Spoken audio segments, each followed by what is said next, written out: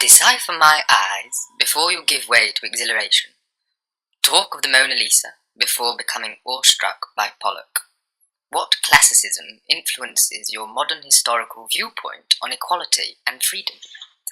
Open your mouth and gasp at the atrocity of relinquished manners and jaw-dropping greed.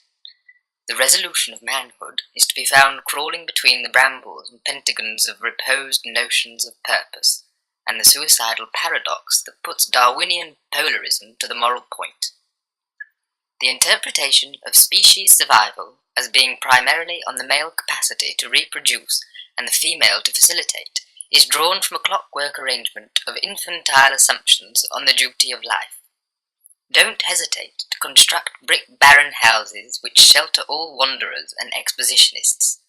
They crawl into hibernated silhouettes of transfigured symbols of guilt, hate, and servitude. Invoke all partisan subtext and repeal all prejudice of cornflowers against the backdrop of tulip fields.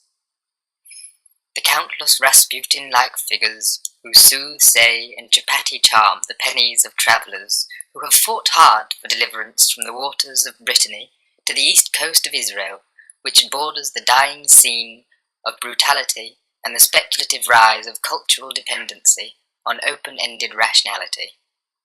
Or else the continued ache of destruction by republican democracies will give rise to all manner of desperate climates.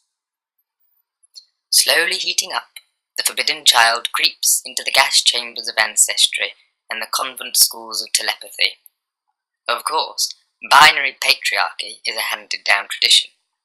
Through violence and anarchy, and at the bequest of strong conditioning, the young boy understands the world's vanity and watches as the towers of modernity interlope on black rotating squares with pop star intensity. Float back on the perception of self which inhabits the dualistic framework of collective governance structures.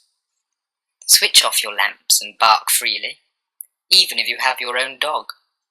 Don't hesitate to snarl intruders on discussions which are passionately working for the elliptical dimension of coexistence that will allow for species development to manifest through the conscious understanding of what will impact the ongoing pursuit of knowledge, beauty, and truth.